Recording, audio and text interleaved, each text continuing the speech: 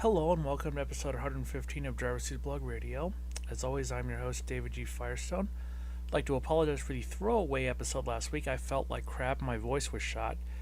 Now that things are back to normal, I will resume normal operations, and we're going to be discussing some NASCAR news for the first half of this podcast. We'll start with Bristol a few weeks ago, and on lap 62, Hendrick Motorsports led their 80,000th lap in Cup Series competition.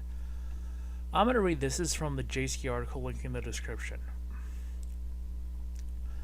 On March 17, 2024, at Bristol Motor Speedway, Hendrick Motorsports led its record-extending 80,000th lap in a points-paying Cup Series event.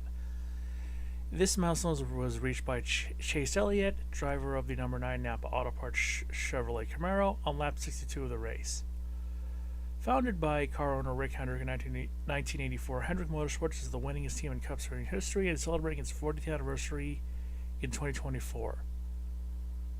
With 59,969 laps led in Cup Series competition, Petty Enterprises ranked second in the statistical category. 1980. These are some trivia that they put up, but this is always interesting to me. 1984, driving the organization's flagship number 5 Chevrolet, Jeff Bodine raced Hendrick Motorsports' first lap led on the April 29, 1984 race at Martinsville Speedway. That day, he led 55 total laps en route to the team's first of 303 NASCAR Cup Series victories.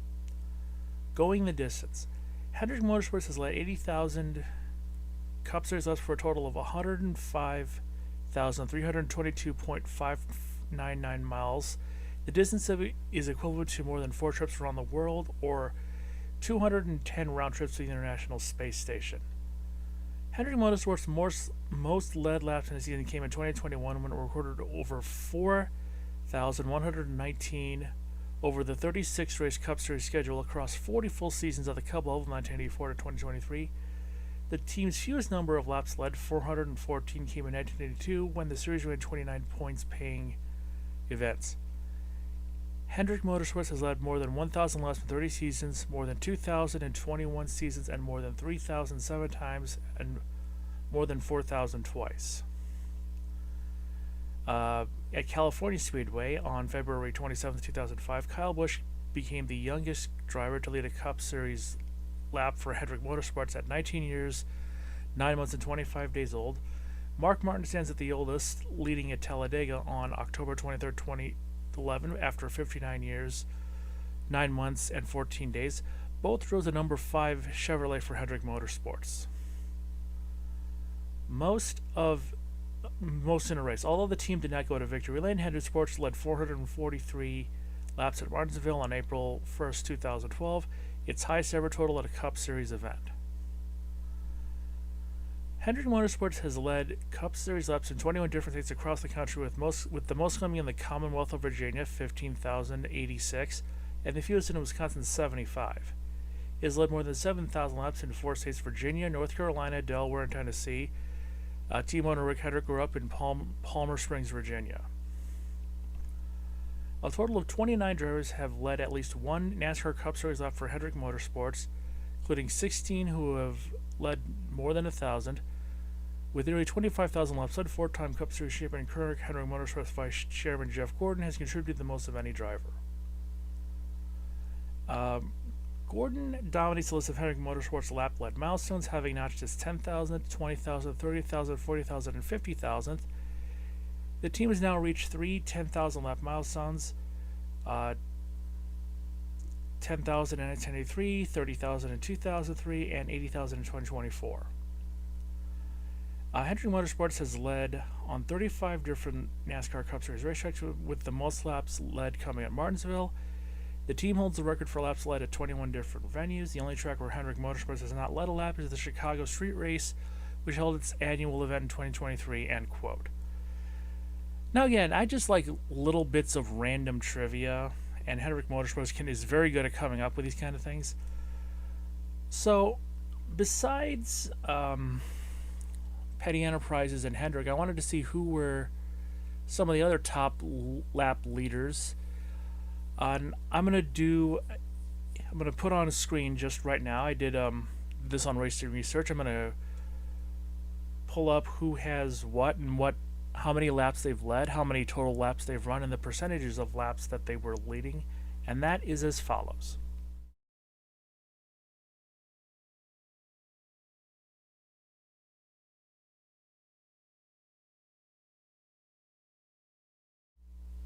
Okay, for our next story, we're going to be sticking with Bristol because I have to discuss the various tire issues, and all I can say is, what the hell? Why in the world were the tires wearing the way they were? Well, the most obvious answer was the use of a new resin-based traction compound. This compound was hell on tires. And you can't even blame Goodyear on this one because they brought the same tire they had used since 2022, and they'd also tested it earlier in the year with no real issues whatsoever. So these are quotes from a Racer.com article, link in the description, because they actually make my point for me. Quote, NASCAR Chief Racing Development Officer John Probst revealed that NASCAR and Bristol Motor Speedway chose to put resin down because of the race package that was brought for the weekend. NASCAR now has the ability to use a wet weather tire, which would get cars back on track sooner after a rain delay. However, when NASCAR tested the wet weather tire at Bristol, it was found that a resin traction compound needed to be used over PJ1, which is heat activated. Probst stated, one thing we learned with our testing on wet weather tire on ovals was that the cars are the best way to dry the track quickly, Probst said. The fans wanted to see the cars on track, so when we came here and tested, we tried the PJ1, and when we wet the track down, it was almost like oil on the track. The cars would get no traction. When we came back here this year with the wet weather package for Bristol, we elected to use resin versus PJ1. The resin was applied at the start of the weekend at Bristol, and then Sunday morning after the Craftsman Truck Series race. Probst, however, said that even with the data and friction tests done, nothing stood out as to why the resin reacted differently than the PJ1. Quote, when you look at the friction levels that they were growing, if you will, throughout the weekend, we monitored every day and after every time the cars were on track. Everything appeared pretty normal. We're obviously looking at everything here. We'll work with Goodyear and we'll work with the teams. We worked with a lot of drivers. Frankly, they've been asking for more tire wear for a while now, and we've been working on it. It could have been a combination of resin temperature, all of it today. It's too soon to put a definitive reason on any of it, but great race. Now, Goodyear expects to do another tire test before the fall race at Bristol, and NASCAR's eager to dig up data from Speedway and gather feedback from all involved before making decisions on changes on the September event. Again, great job by everyone, Probst said. I thought it was just a phenomenal race with great results for our fans. No, it wasn't. You shouldn't have to. A great race does not entail having to worry about tire wear and burning out your car and worrying more about how much damage you're going to have to take. No, it should just be about going on track and racing hard. And again, I'm not sold on the idea of wet weather on ovals, and this just doesn't help. This was the 2008 Brickyard 400 all over again. I mean, the tires were wearing down to the cords, for God's sake. This could have caused any number of wrecks. Thankfully, it didn't. This was just a terrible situation, and I don't understand why, when you're seeing tire wear of that magnitude, you don't just say, this is dangerous, we're going to stop. Now, after this debacle, John Probst also said, and I'm quoting, it was certainly a record-setting day for us. I know the race teams are probably pretty wore out right now. I know the track and crew folks and the folks up in the booth are pretty wore out just from a pretty exciting day around the track. Certainly had some anxiety around tire wear and things like that. All in all, I think it was one of the best short track races I've ever seen. Now, you know what's a good short track race? One where you don't have to worry about damaging your car because the tires are wearing out exponentially faster than they should. Okay? That's just how it is. I just don't know. I don't know how anybody could look at that race and see that with the tire wear being what it is, it could possibly be good. I don't know. I just don't know. I need to take a break.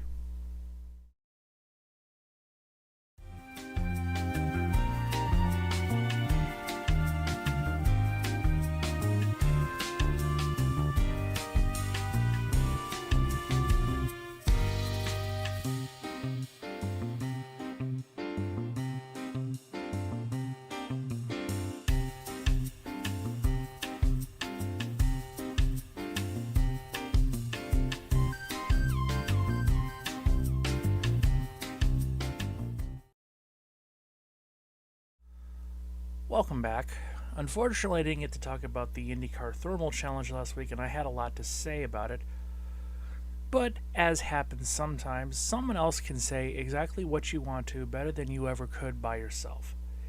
In this case, that someone was Elizabeth Blackstock of Jalopnik, and her article is entitled IndyCar's $1 million exhibition race at a club track was a ridiculous attempt to recreate the worst parts of Formula One.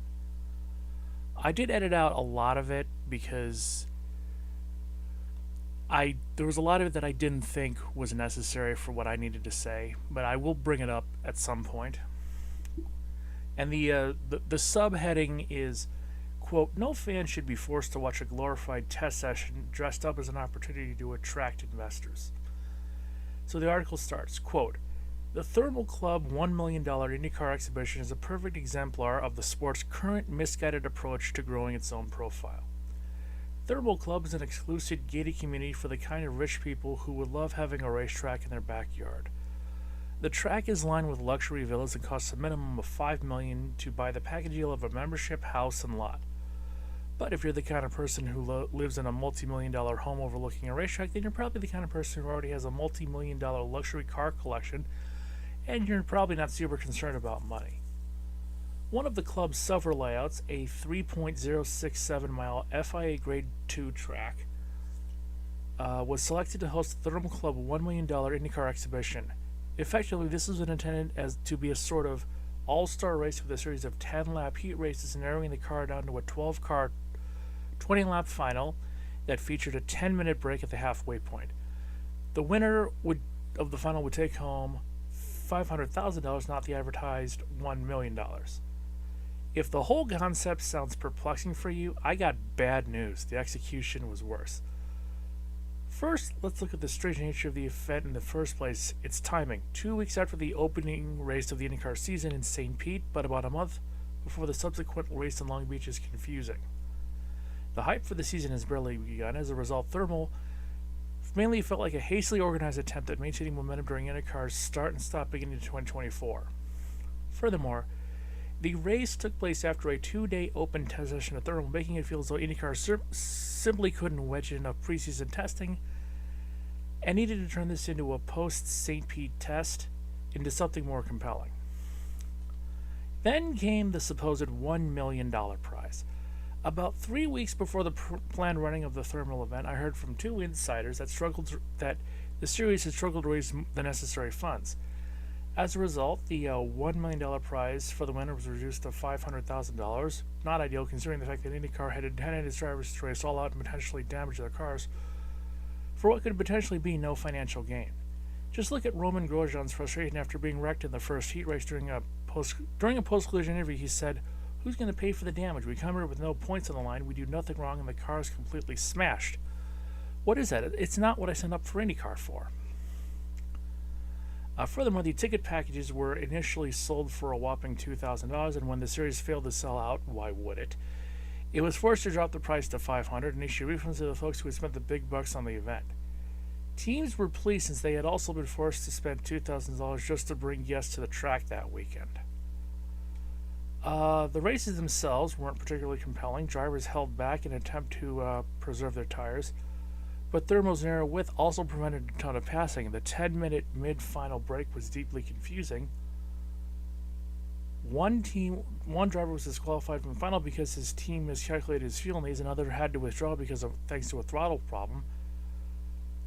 The podium was effectively 3 boxes of various sizes just plopped in, especially a lot from someone else's villa.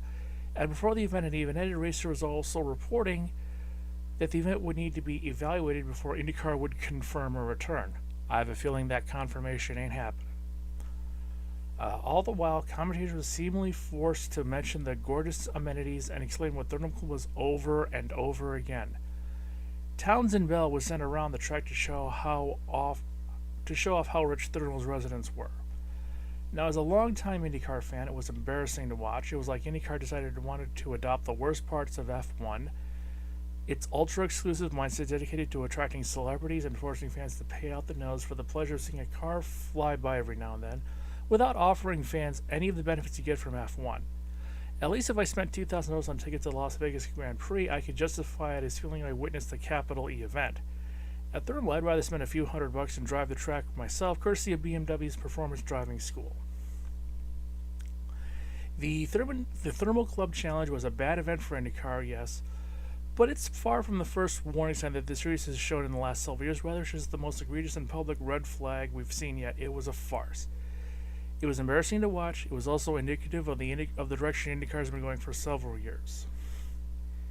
In an ideal world, the backlash to the thermal exhibition would serve as an eye-opening moment. IndyCar needs to reevaluate its current direction and find a way to change. Unfortunately, that seems too much to ask for, end quote. Now, that was a perfect summation of the race. Basically, what this was a bunch of millionaires who wanted a top-shelf IndyCar event at their private track at their gated community. The racing was underwhelming. It was a failure through and through. The track is actually not even what I would expect it to be. Let me ask a serious question here. Is the track completely finished? And I ask this because it almost looked, to me at least when I was watching that event, like, are they going to put down like some sod or some grass, or just have the sand and the dirt? Because it looked almost like they had finished the layout itself, and they were just having a test before they were put down grass or anything else in order to see if they need to make changes, because that's what I thought was going on here. But apparently, from what I've understood, this track is finished. I don't know why.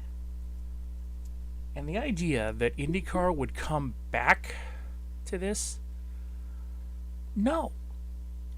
Nobody was raving about this. Nobody likes this. The drivers were pissed. The teams were pissed. I'm willing to bet sponsors are pissed. Fans, oh hell no. Who came out? They even had to cut the prize in half because they couldn't raise enough funds. Like, oh, and you're in a gated community, for fuck's sake. Go to one of the residents and say, hey, could we have $50,000 to help make this work? What the fuck? But again, the point was made that this is an issue with IndyCar. Well, IndyCar does have a problem. See, when Roger Penske bought IndyCar from the previous owners, it was generally assumed he would change the sport for the better. Now, obviously, you cannot turn an aircraft carrier on a dime, but that doesn't mean you shouldn't try to turn the aircraft carrier. Rather than coming up with new things, expanding into new markets, and potentially finding even more lucrative markets, they just keep making the baffling decision to do the same thing over and over again. You don't go into more potential markets like, I don't know, Mexico and South America, Brazil. You don't do that. But if something just doesn't work, they keep doing it, thinking it's going to work. Definition of insanity. Look at the race at Toronto. You know how many people have been watching that race on Peacock? I don't. The numbers are always so bad that they never get released as to who's streaming the race on Peacock. That should tell you everything you need to know right there. Yet, rather than just even putting it on CNBC and at least try and pop a rating, they just keep putting it on Peacock. You know what's on CNBC on Sundays? I don't. I've never in my life been so bored and desperate for stimulation that I thought, I'm going to watch the Consumer News and Business Channel on a Sunday afternoon. Put it on CNBC. Try to pop a rating. This is what you're doing right now. Obviously ain't working. But they're not going to change it. And there are a growing number of fans who want Roger Penske to sell IndyCar, and you know what? I'm one of them now. Even in the short time he's owned IndyCar, there have been so many missed opportunities, so many bad decisions, so many miscues, and there were so many missed opportunities to grow the sport, and Penske almost seems scared to try new things. The problem is, look at what's going on with NASCAR. They're making changes and they're getting fans back. Now, granted, it's not as significant as they might like it to be, but it's something. Okay, the viewers are leaving. Formula One is now officially the second biggest racing series in the U.S., and rather than fight back, IndyCar gave up.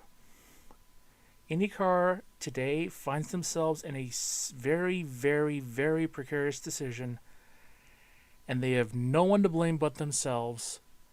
They've made bad decision after bad decision, stupid move after stupid move, and the thermal challenge is just another example of that, and they have no one to blame but themselves. With that, I'm done with this episode. I'll have some more news next week. I'm Dave Fossil. You like, comment, and subscribe, and I'll see you then.